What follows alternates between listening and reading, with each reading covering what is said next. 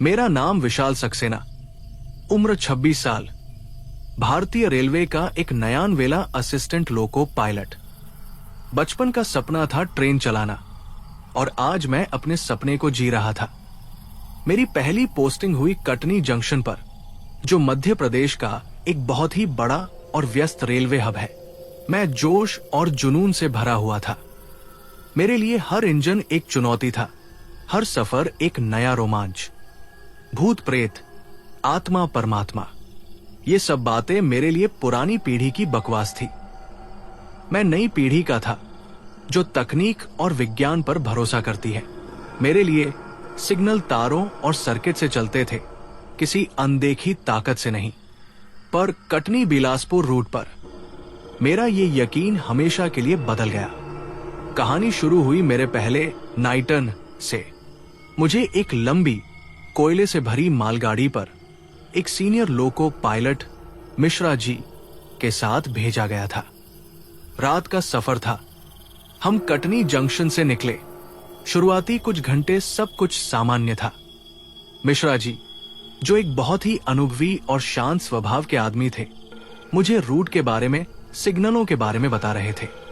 रात के करीब 1 बजे होंगे। हम कटनी यार्ड पार करके एक सुनसान जंगल वाले इलाके में दाखिल हुए। अब ध्यान रखना, विशाल, मिश्रा जी ने कहा। उनका चेहरा गंभीर हो गया था। आगे सिग्नल नंबर 108 आने वाला है। जी सर, मैंने कहा। वो हमेशा लाल रहता है, उन्होंने धीरे से कहा। मैं चौंका। हमेशा लाल? पर क्यों? अगर ट्रैक क्लियर है तो? बस रहता है। उन्होंने मेरी बात काट दी। जब वो आए तो हमें ट्रेन को उससे कुछ दूरी पर रोकना होगा, कुछ देर इंतजार करना होगा और फिर वो अपने आप हरा हो जाएगा।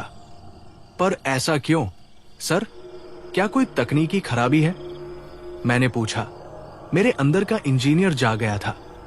मिश्रा जी ने मुझे एक अजीब गहरी नजर से देखा। कुछ खराबियां वो तारों में नहीं, कहानियों में होती है बेटा। मुझे कुछ समझ नहीं आया। कुछ देर बाद हमें दूर ट्रैक के किनारे एक अकेली लाल बत्ती चमकती हुई दिखी। Signal number 108। वो एक बहुत ही पुराना अंग्रेजों के जमाने का सेमाफोर सिग्नल था, जिसके ऊपर अब इलेक्ट्रिक लाइट लगा दी गई थी। वो ट्रैक के एक तीखे मोड़ पर एक गहरी खाई के ठीक किनारे लगा हुआ था। मिश्रा जी ने ट्रेन को सिग्नल से करीब 200 मीटर पहले एक निर्धारित जगह पर रोक दिया। इंजन की गूंज अब एक धीमी घरघराहट में बदल गई थी। चारों तरफ घना अंधेरा और झिंगुरों का शोर था। अब क्या सर? मैंने पूछा। अब इंतजार, उन्होंने कहा और अपनी आंखें बंद कर ली, जैसे वो प्रार्थना कर रहे हों। मैं हैरान होकर उस लाल सिग्नल को घूरता रहा। 5 मिनट बीते, 10 मिनट, सिग्नल लाल का लाल ही था।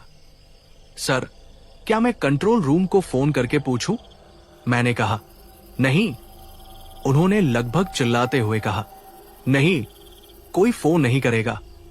बस चुपचाप बैठो। मैं चुप हो गया, पर मेरे दिमाग में हजारों सवाल घूम रहे थे। ये क्या बकवास है? और तभी मैंने उसे देखा। सिग्नल के ठीक नीचे जमीन पर कुछ रखा हुआ था।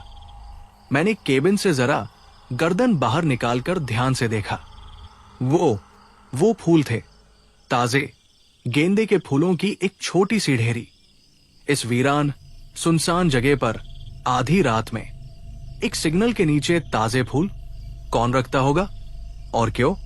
मैं मिश्रा जी से पूछने ही वाला था कि तभी खट, सिग्नल की लाल बत्ती बुझ गई और हरी बत्ती जल उठी। मिश्रा जी ने अपनी आंखें खोली। चलो, वक्त हो गया। उन्होंने हॉर्न बजाया और ट्रेन को आगे बढ़ा दिया। जब हमारी ट्रेन उस सिग्नल के पास से गुजरी तो मैंने फिर से उन फूलों की तरफ देखा और मैंने जो देखा उससे मेरे रोंगटे खड़े हो गए। उन फूलों के ठीक बीचों बीच एक तस्वीर रखी हुई थी, एक छोटी सी लेमिनेट की हुई तस्वीर, एक लड़की की वही कोई 17-18 साल की होगी। उसने एक स्कूल की यूनिफॉर्म पहन रखी थी। उसकी आंखों में एक अजीब सी भोली सी मुस्कान थी। हम आगे बढ़ गए। सर, वो फूल और वो तस्वीर? मैंने कांपते हुए पूछा। मिश्रा जी कुछ देर चुप रहे, फिर उन्होंने एक गहरी सांस ली। एक कहानी है विशाल, एक बहुत ही दुखद कहानी। और फिर उस रात चलते हुए इंजन के केबिन में मिश्रा जी ने मुझे सिग्नल नंबर 108 का वो राज बताया जो कटनी जंक्शन के हर पुराने रेल कर्मी की जुबान पर था। उन्होंने बताया कि आज से कोई 15-20 साल पहले इसी ट्रैक पर, इसी जगह पर एक भयानक हादसा हुआ था। एक स्कूल बस जो पास के एक गांव से बच्चों को लेकर शहर जा रही थी, वो एक मानव रहित क्रॉसिंग को पार करते वक्त एक तेज रफ्तार मालगाड़ी से टकरा गई थी। हादसा इतना भयानक था कि बस के परखचे उड़ गए थे। मिश्रा जी की आवाज भर आई। उसमें 20 बच्चे और ड्राइवर, सब के सब मारे गए थे। मेरा दिल दहल गया। और वो लड़की? मैंने पूछा। वो उन्हीं बच्चों में से एक थी। उन्होंने कहा। नाम था आरती। वो उस बस में सबसे बड़ी थी और सबसे होशियार भी। वो डॉक्टर बनना चाहती थी। हादसे के बाद मिश्रा जी बताते रहे, रेलवे ने उस मानव रहित क्रॉसिंग को बंद कर दिया और सुरक्षा के लिए ये नया सिग्नल नंबर 108 यहां लगा दिया। पर इसका सिग्नल के लाल रहने से क्या लेना देना? लेना देना है बेटा, उन्होंने कहा। कहते हैं आरती की आत्मा, उसे शांति नहीं मिली। वो आज भी हर रात अपनी स्कूल बस का इंतजार करती है। क्या? हाँ, वो सोचती है वो आज भी स्कूल जा रही है, और जब वो इस सिग्नल को देखती है तो उसे लगता है कि उसकी बस रेड सिग्नल पर रुकी हुई है और वो इंतजार करती है जब तक कि उसकी बस नहीं आ जाती। उसकी बस? हाँ, मिश्रा जी ने कहा। हर रात ठीक उसी वक्त जिस वक्त वो हादसा हुआ था, एक अनदेखी अनसुनी स्कूल बस इस सिग्नल पर आती है। आरती की आत्मा उसमें सवार होती है और जैसे ही वो सवार होती है सिग्नल हरा हो जाता है। मैं सन्न रह गया। तो हम हर रात एक भूतिया स्कूल बस के गुजरने का इंतजार करते थे। और वो फूल, वो आरती के बूढ़े मां बाप रखते हैं। उन्होंने कहा वो आज भी हर रोज यहां आते हैं अपनी बेटी को याद करने।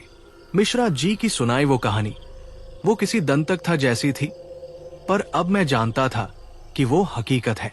एक ऐसी हकीकत जिसे कटनी बिलासपुर रूट का हर पुराना ड्राइवर और गार्ड जानता था, पर जिसके बारे में कोई बात नहीं करता था। वो एक अनकहा अलिखित नियम बन गया था। सिग्नल नंबर 108 पर रुको, इंतजार करो और चुपचाप आगे बढ़ जाओ।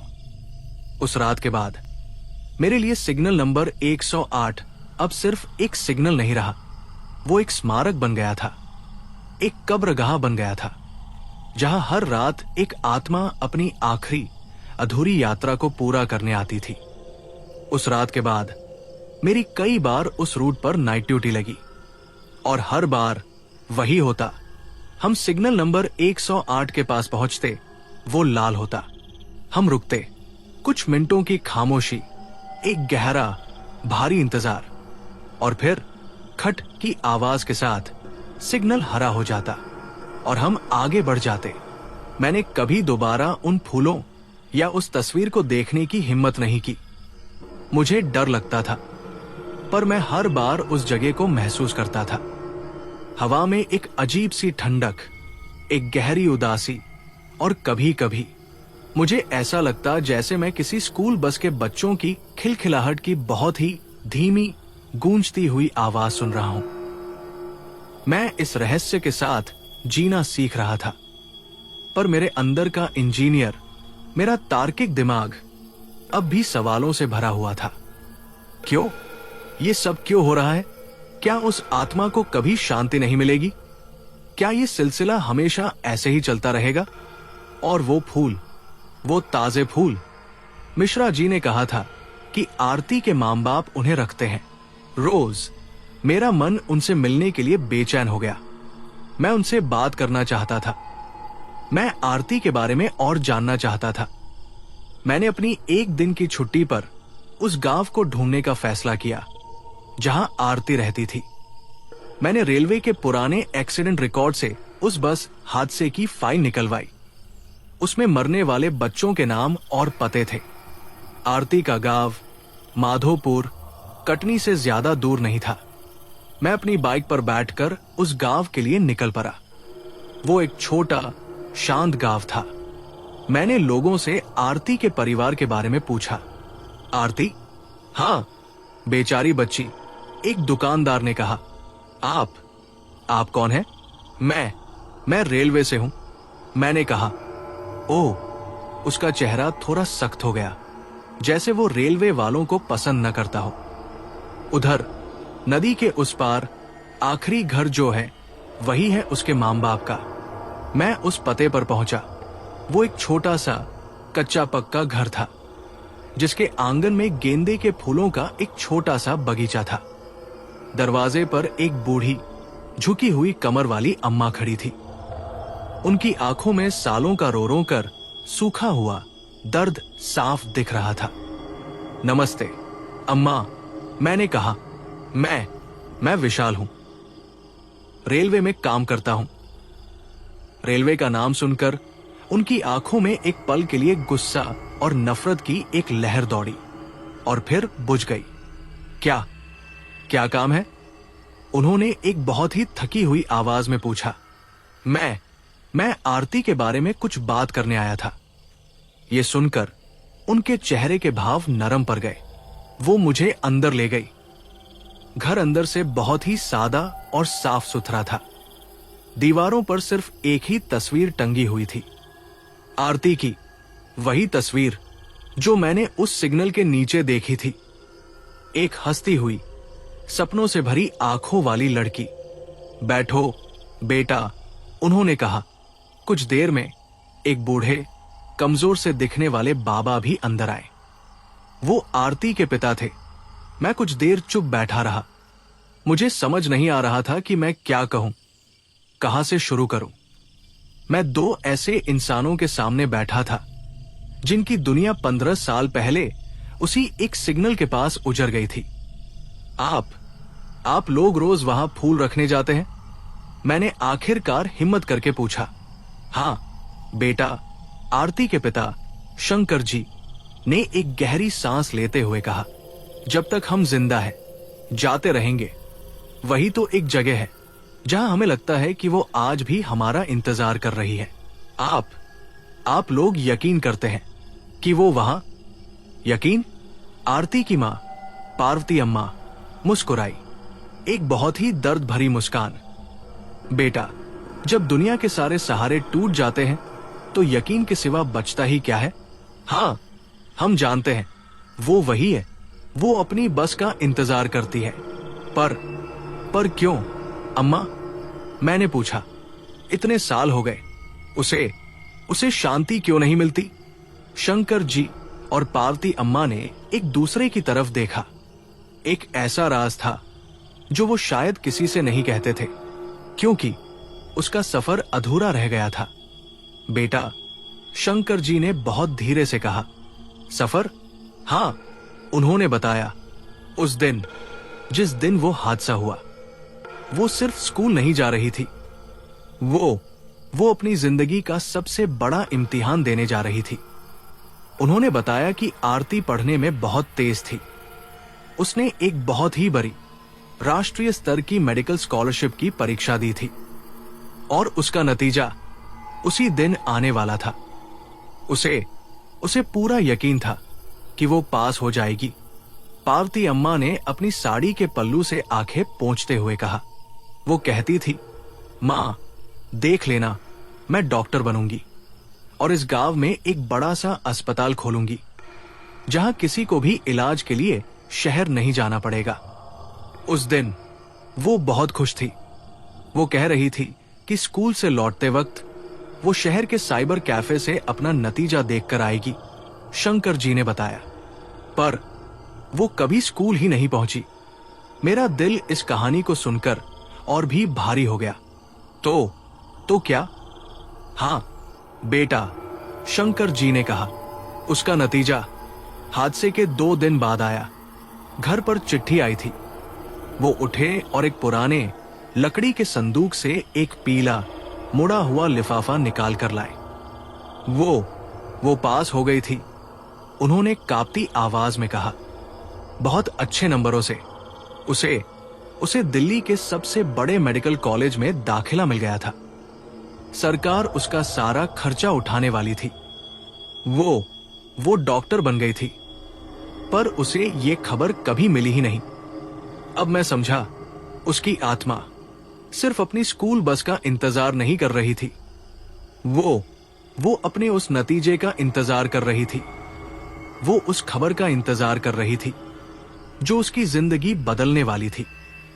सिग्नल इसलिए लाल रहता था क्योंकि आरती अब भी उस क्रॉसिंग पर खड़ी अपनी जिंदगी की सबसे बड़ी हरी झंडी का इंतजार कर रही थी। हमने बहुत कोशिश की, पार्वती अम्मा ने कहा। हमने उसकी कब्र पर, उस सिग्नल के पास, उस चिट्ठी को कई बार पढ़ा। हमने उसे बताया कि वो डॉक्टर बन गई है, पर वो नहीं सुनती। वो हमारी दुनिया की आवाजों से बहुत दूर चली गई है। एक ही तरीका है, शंकर जी ने बहुत ही धीरे से एक रहस्य की तरह कहा।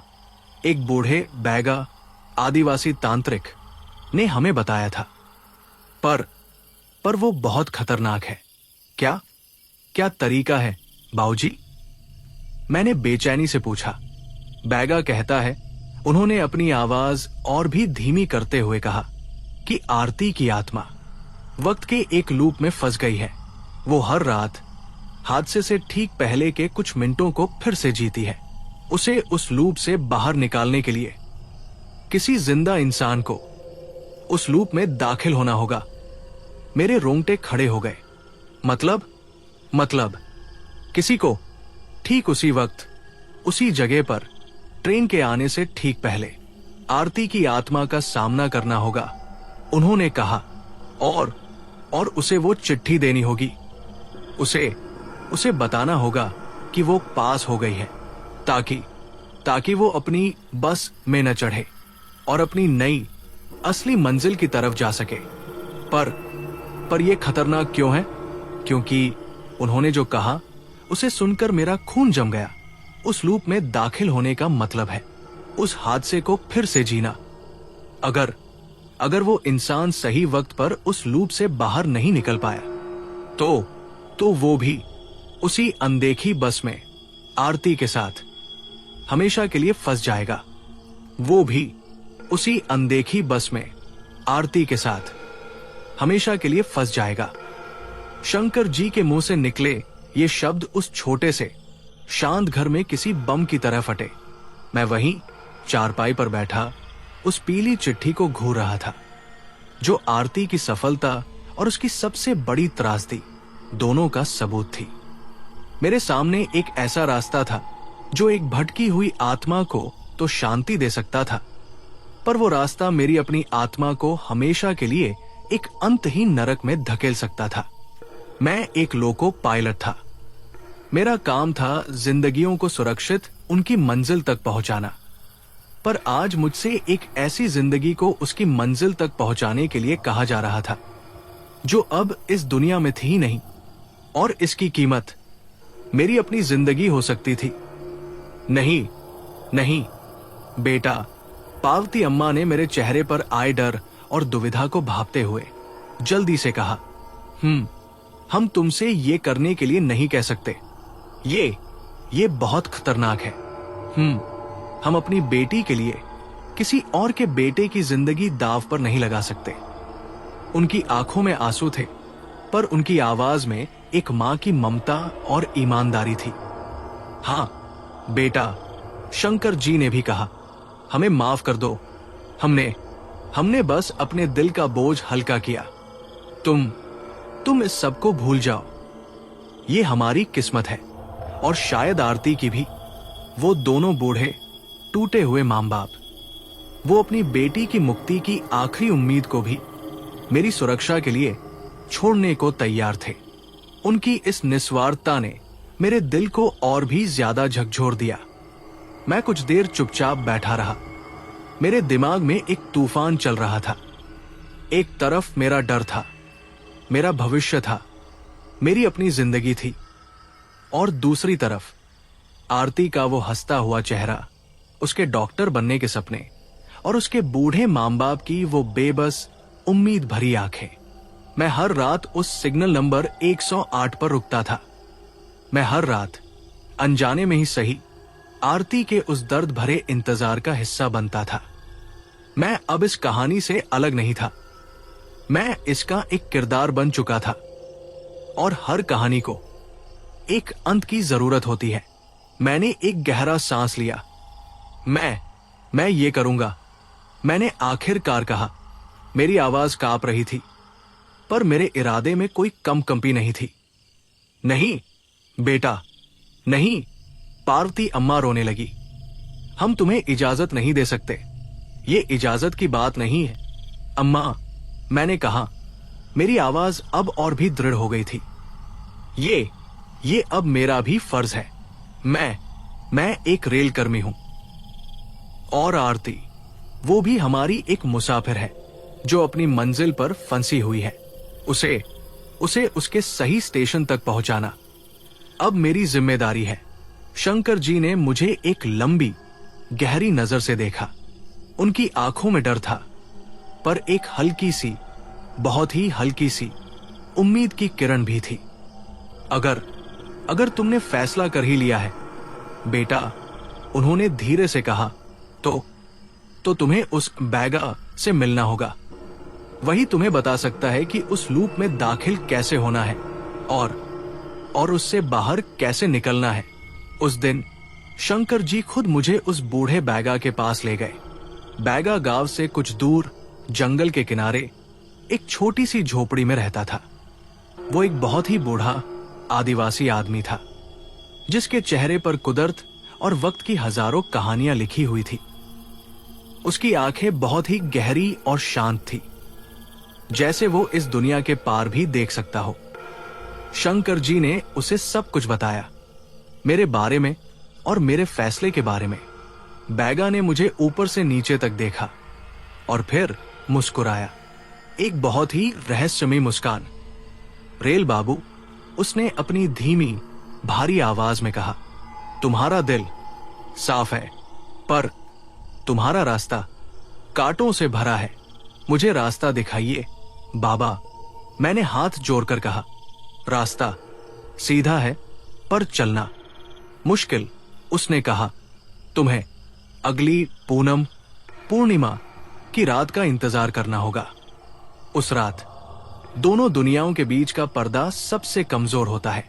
और उस रात उसने समझाया, जब तुम्हारी ट्रेन सिग्नल नंबर 108 पर रुकेगी तो तुम्हें इंजन से उतरना होगा और तुम्हें उस सिग्नल के ठीक नीचे जहां फूल रखे होते हैं जाकर बैठना होगा, हाथ में आरती की वो चिट्ठी लेकर। और फिर तुम्हें इंतजार करना होगा, उसने कहा। तुम्हें अपनी आंखें बंद करनी होंगी और अपने मन को पूरी तरह से खाली कर देना होगा। तुम्हें सिर्फ और सिर्फ आरती के बारे में सोचना होगा, उसके दर्द को, उसके इंतजार को महसूस करना होगा। अगर तुम्हारी एकाग्रता सच्ची हुई तो तुम खुद ब खुद उस लूप में खिंच जाओगे। तुम 15 साल पहले उसी रात उसी जगह पर पहुंच जाओगे। मेरे रोंगटे खड़े हो गए। पर बाबा, मैंने सबसे जरूरी सवाल पूछा, बाहर कैसे निकलना है? यही सबसे मुश्किल हिस्सा है, बैगा ने गंभीर होकर कहा। आरती की अनदेखी स्कूल बस, वो उस सिग्नल पर सिर्फ कुछ ही पल के लिए रुकती है, और असल दुनिया की मालगाड़ी वो भी बस कुछ ही मिनटों के लिए रुकती है। तुम्हारे पास बहुत कम वक्त होगा, उसने समझाया। जैसे ही तुम आरती को वो चिट्ठी दोगे, और उसे यकीन दिला दोगे कि वो पास हो गई है, तो लूप टूटना शुरू हो जाएगा।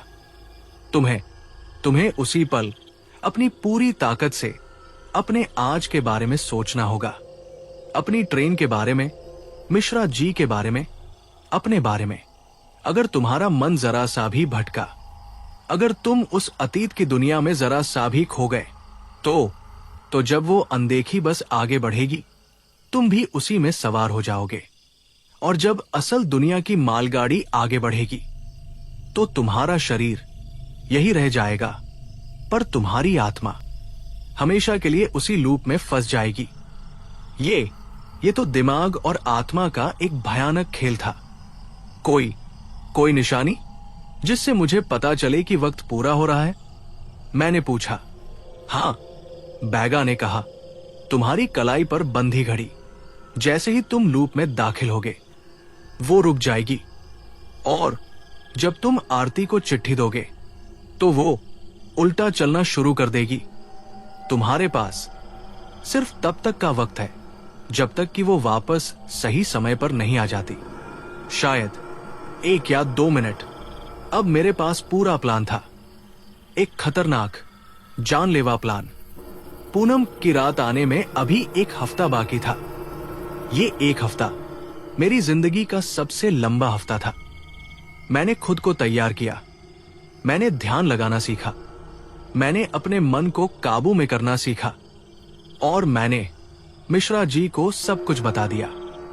पहले तो वो मुझ पर बहुत चिल्लाए, उन्होंने मुझे पागल कहा, उन्होंने मुझे ऐसा करने से रोकने की बहुत कोशिश की, पर जब उन्होंने मेरे इरादे की दृढ़ता को देखा, तो वो मान गए। मैं तुम्हारे साथ रहूंगा, विशाल, उन्होंने आखिरकार कहा। उनकी आंखों में आंसू थे। मैं तुम्हें अकेला नहीं छोड़ सकता। मैं बाहर इंजन में बैठकर तुम्हारा इंतजार करूंगा, और मैं भगवान से प्रार्थना करूंगा। आखिरकार वो रात आ ही गई, पूनम की रात। पूरा चांद आसमान में चमक रहा था, और उसकी सफेद दूधिया रोशनी में जंगल नहाया हुआ था। हमारी मालगाड़ी धीरे धीरे सिग्नल नंबर 108 की तरफ बढ़ रही थी। केबिन में एक भारी खामोशी थी। मैं और मिश्रा जी, हम दोनों में से कोई कुछ नहीं बोल रहा था। मेरी जेब में आरती की वो स्कॉलरशिप वाली चिट्ठी थी। ट्रेन सिग्नल से कुछ दूरी पर आकर रुक गई। सिग्नल हमेशा की तरह लाल था। वक्त आ गया है बेटा, मिश्रा जी ने कांपती आवाज में कहा। हिम्मत रखना। मैंने एक गहरा सांस लिया। मैंने इंजन का दरवाजा खोला। अगर मैं कुछ देर में वापस ना आऊं, मिश्रा जी, तू आएगा। उन्होंने मेरी बात काट दी। तू जरूर आएगा। मैं इंजन से नीचे उतरा और उन पटरियों पर चलने लगा जो चांदनी में चांदी की तरह चमक रही थी। मैं सिग्नल नंबर 108 के नीचे पहुंचा। वहां आज फूलों का एक बड़ा सा ढेर लगा हुआ था, और आरती की तस्वीर आज मुस्कुराती हुई लग रही थी। मैं वहीं उन फूलों के पास पटरी के ठीक बगल में पालथी मारकर बैठ गया। मैंने अपनी जेब से वो चिट्ठी निकाली और उसे अपने दोनों हाथों में थाम लिया। मैंने अपनी आंखें बंद की और मैंने इंतजार करना शुरू कर दिया। आंखें बंद, सांसें धीमी, और मन को खाली करना मेरी जिंदगी का सबसे मुश्किल काम था। मेरे चारों तरफ जंगल की रात की आवाजें थी, झिंगुरों का शोर, हवा की सरसराहट, और दूर कहीं किसी सियार के रोने की आवाज। मेरे पीछे मालगाड़ी का विशाल खामोश इंजन एक सोए हुए दैत्य की तरह खड़ा था, जिसके अंदर मिश्रा जी मेरे लिए प्रार्थना कर रहे थे। पर मुझे इन सब चीजों को भुलाना था। मुझे सिर्फ एक चीज पर ध्यान लगाना था, आरती। मैंने उसके बारे में सोचना शुरू किया। उसकी तस्वीर, उसकी हंसती हुई आंखें, उसके डॉक्टर बनने के सपने। मैंने उसके मां बाप के दर्द को महसूस करने की कोशिश की। मैंने उस सिग्नल के नीचे रखे ताजे फूलों की महक को अपनी सांसों में भरा, और फिर मैंने उस इंतजार को महसूस करने की कोशिश की। 15 साल लंबा हर रात दोहराया जाने वाला, एक ही पल में अटका हुआ इंतजार। धीरे धीरे बाहर की दुनिया की आवाजें धीमी पड़ने लगी। झींगुरों का शोर, हवा की सरसराहट, सब कुछ जैसे दूर, बहुत दूर जाता जा रहा था। मेरे मन में अब सिर्फ एक ही तस्वीर थी, एक स्कूल यूनिफॉर्म पहनी हुई लड़की जो एक लाल सिग्नल के पास खड़ी अपनी बस का इंतजार कर रही है। और तभी मुझे एक झटका लगा, जैसे मैं किसी झूले पर बैठा हूं और वो अचानक चल पड़े। मेरे चारों तरफ का माहौल बदलने लगा। हवा और भी ज्यादा ठंडी और नम हो गई, और उसमें बारिश की बूंदों और गीली मिट्टी की गंध थी। जबकि आज रात तो मौसम बिल्कुल साफ था। मैंने अपनी आंखें नहीं खोली। मैं डरा हुआ था, पर बैगा की बातें मेरे दिमाग में गूंज रही थी, डरना मत, उसे महसूस करना। और फिर मुझे आवाजें सुनाई देने लगी, बच्चों के हंसने की, बातें करने की आवाजें। अरे जल्दी चल, बस छूट जाएगी। आज तो मैडम टेस्ट लेने वाली थी। अच्छा हुआ बारिश हो गई। ये उन बच्चों की आवाजें थी जो उस बस में थे। मेरा दिल जोर जोर से धड़कने लगा। मैं पहुंच गया था। मैं उस लूप में दाखिल हो चुका था। मैंने हिम्मत करके बहुत ही धीरे से अपनी आंखें खोली, और जो मैंने देखा वो मेरी कल्पना से कहीं ज्यादा असली और भयानक था। मैं अब रात में नहीं था, सुबह का वक्त था। आसमान में घने काले बादल छाए हुए थे और हल्की हल्की बारिश हो रही थी। मैं उसी सिग्नल नंबर 108 के पास था, पर अब वो नया नहीं, बल्कि थोड़ा पुराना और मौसम का खाया हुआ लग रहा था। और वो काम नहीं कर रहा था, वो बंद था, क्योंकि 15 साल पहले यहां कोई सिग्नल था ही नहीं। यहां एक मानव रहित रेलवे क्रॉसिंग था, और मैं उस क्रॉसिंग के ठीक बगल में झाड़ियों में छिपा हुआ था। मैं ठोस नहीं था, मैं एक धुंधली पारदर्शी परछाई जैसा था। मैं उस दुनिया का हिस्सा था, पर वो दुनिया मुझे देख नहीं सकती थी। और फिर मैंने उन्हें देखा। क्रॉसिंग के उस पार सड़क पर एक पुरानी पीली रंग की स्कूल बस आकर रुकी। उसके ड्राइवर ने नीचे उतरकर दोनों तरफ देखा कि कोई ट्रेन तो नहीं आ रही, और बस के अंदर बच्चे थे, हंसते खेलते, एक दूसरे को छेड़ते हुए। और उन्हीं में से एक खिड़की वाली सीट पर आरती बैठी थी। वो जिंदा थी, बिल्कुल असली। वो अपनी एक सहेली से बातें कर रही थी और मुस्कुरा रही थी। ये मंजर इतना असली था कि एक पल के लिए मैं भूल ही गया कि मैं कहां हूं और क्यों हूं। तभी मैंने दूर से एक ट्रेन के हॉर्न की आवाज सुनी। एक मालगाड़ी आ रही थी। मेरा दिल दहल गया। हादसा अब होने वाला था। बस का ड्राइवर, जिसने शायद ट्रेन की आवाज नहीं सुनी थी, वो वापस अपनी सीट पर बैठा और उसने बस को आगे बढ़ा दिया। बस धीरे धीरे पटरियों पर चढ़ने लगी। और तभी आरती ने, जो खिड़की के पास बैठी थी, उस आती हुई ट्रेन को देख लिया। उसकी आंखों में खौफ, उसकी मुस्कान एक भयानक चीख में बदल गई। चाचा, ट्रेन! वो चिल्लाई। ड्राइवर ने घबराकर ब्रेक मारे, पर बहुत देर हो चुकी थी। मालगाड़ी एक दैत्य की तरह बस के ठीक बीचों बीच जा टकराई। धड़ाम! एक कान फाड़ देने वाली, धातु के मुड़ने और टूटने की आवाज, बच्चों की दर्दनाक चीखें। मैं अपनी आंखें बंद करना चाहता था, पर मैं कर नहीं पाया। मैं उस भयानक मंजर को देखने के लिए मजबूर था। और फिर सब कुछ रिवाइंड होने लगा। टक्कर का वो मंजर धुंधला होकर पीछे गया। बस वापस अपनी जगह पर आई। ट्रेन पीछे गई। आरती की चीख वापस उसकी मुस्कान में बदल गई। और मैं फिर से उसी झाड़ी में खड़ा था, और बस क्रॉसिंग पर आकर रुकी थी।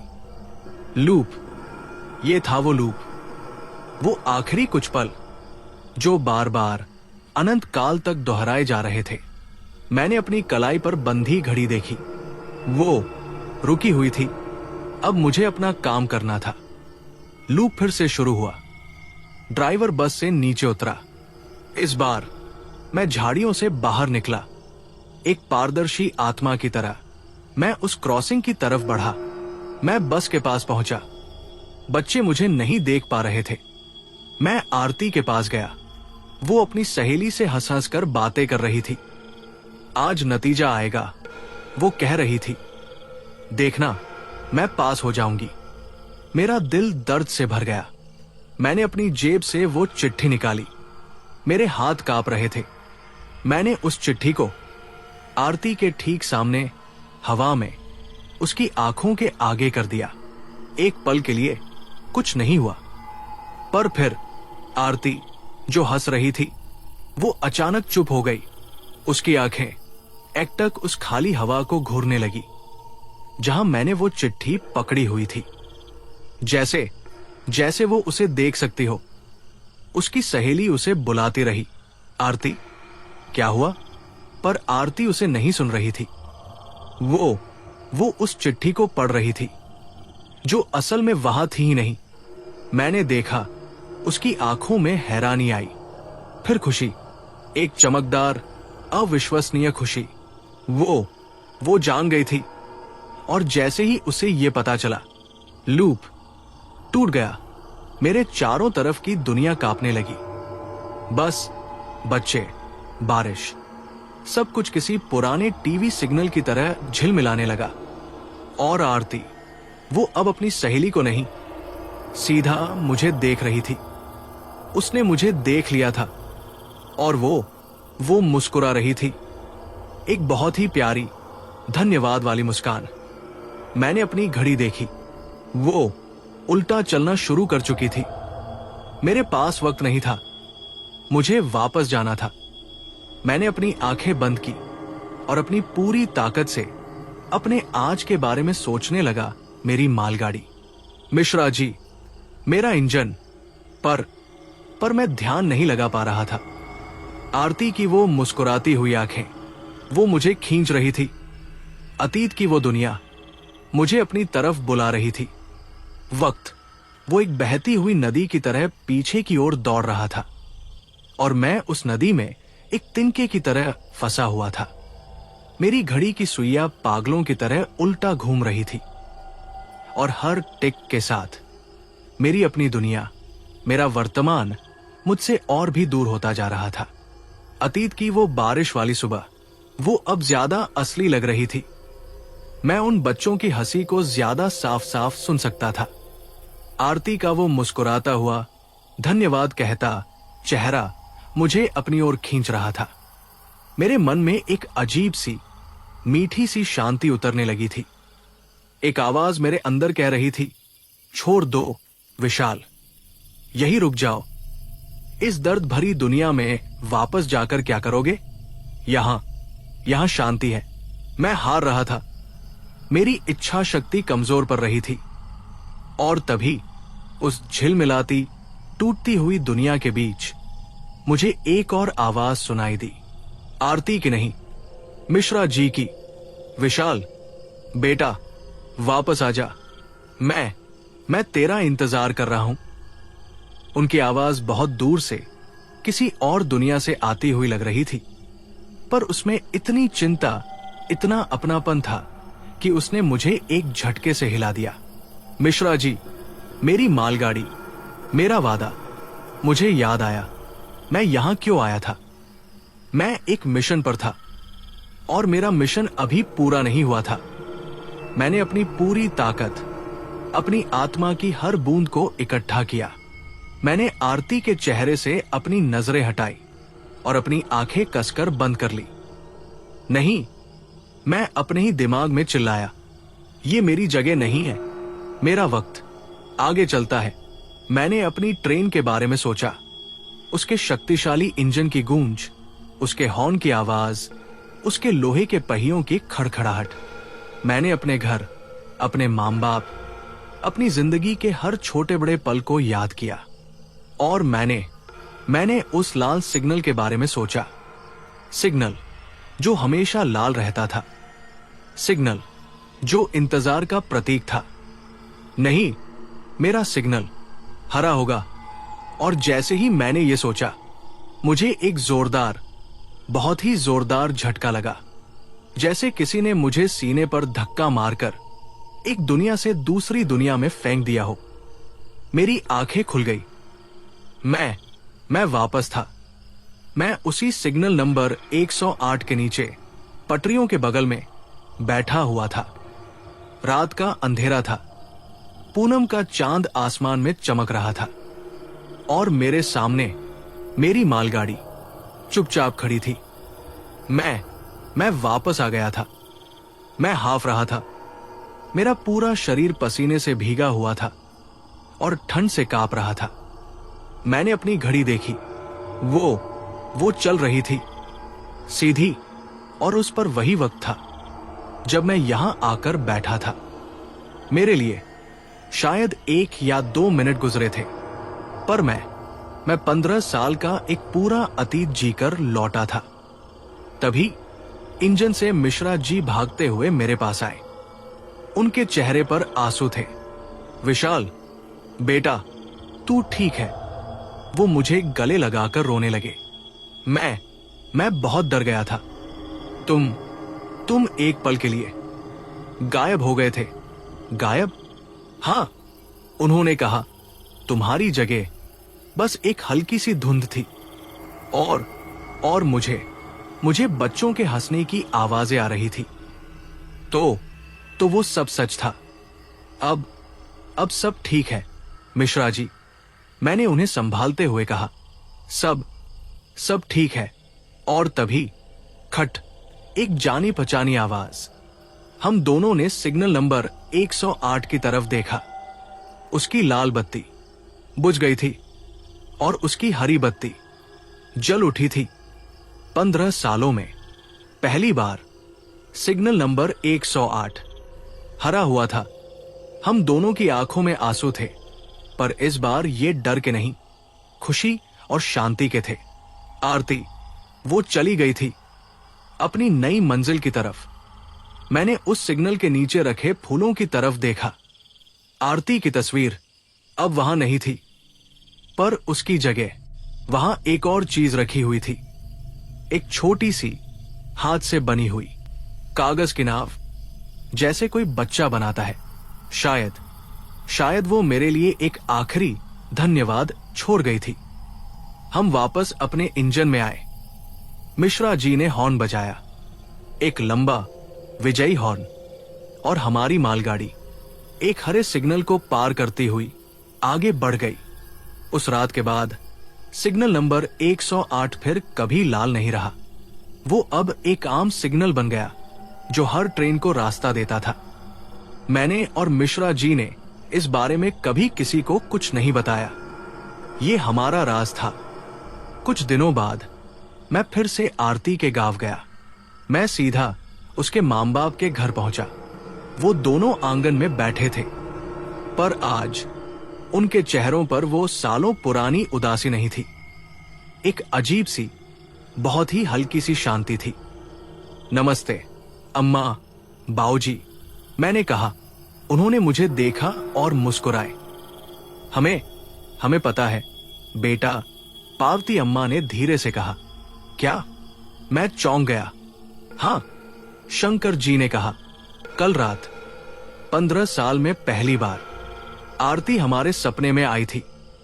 मेरी आंखों में आंसू आ गए। वो बहुत खुश थी, पार्वती अम्मा ने रोते हुए कहा। उसने एक सफेद कोट पहन रखा था, डॉक्टर वाला, और उसने कहा, मां, अब इंतजार मत करना, मैं अपनी मंजिल पर पहुंच गई हूं। उस दिन हम सब मिलकर रोए, पर वो दुख के नहीं, खुशी के आंसू थे। एक कहानी जो 15 साल से एक लाल सिग्नल पर रुकी हुई थी, उसे आखिरकार अपनी हरी बत्ती मिल गई थी। मेरा नाम विशाल है। मैं एक लोको पायलट हूं, और मैंने सीखा है कि कुछ सिग्नल वो लोहे और बत्ती के नहीं बने होते। वो उम्मीद, दर्द और इंतजार से बने होते हैं, और कभी कभी किसी भटकी हुई आत्मा को उसकी सही मंजिल दिखाने के लिए आपको खुद वक्त की पटरी से उतरना पड़ता है।